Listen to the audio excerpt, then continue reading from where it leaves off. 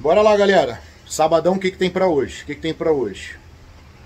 Tô com um Renault Logan aqui, que quando você esterça o jogo para um lado e para o outro, ele dá uma vibração grande, como se a mola estivesse correndo no prato superior. Vou mostrar para vocês a importância da troca dos componentes corretos. Vamos lá? Aqui, pessoal.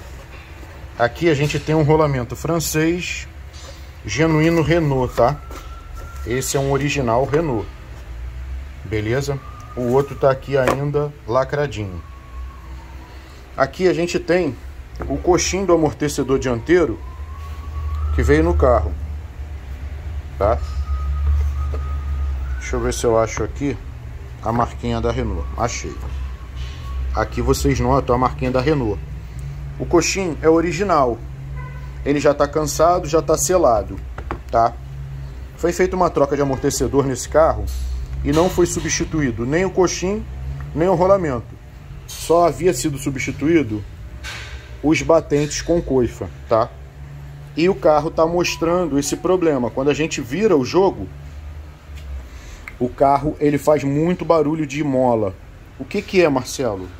Olha a diferença desse rolamento aqui para o que estava no carro. Esse rolamento aqui, ele cedeu e amassou todo. Ele tá todo amassado, tá? O rolamento original, ele é feito com uma liga de metal, de ferro, de aço, totalmente diferente do paralelo. E com isso, não acarreta esse tipo de problema. Então, às vezes, se você tiver um rolamento original, usado, bom, não substitua por um rolamento novo de má qualidade. Pode acontecer isso aqui, beleza? Olha só a diferença desse aqui para esse aqui, ó. Todo moído. Beleza, galera? Então é isso aí que a gente queria mostrar para vocês hoje.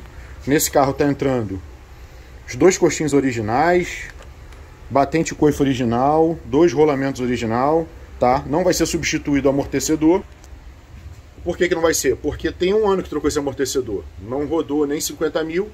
E o amortecedor está em bom estado. A gente está lavando as molas, lavando os amortecedores para montar um conjunto bacana para o cliente aí. Fica a dica, não vacila na troca do rolamento do coxim do amortecedor, galera. Um abraço.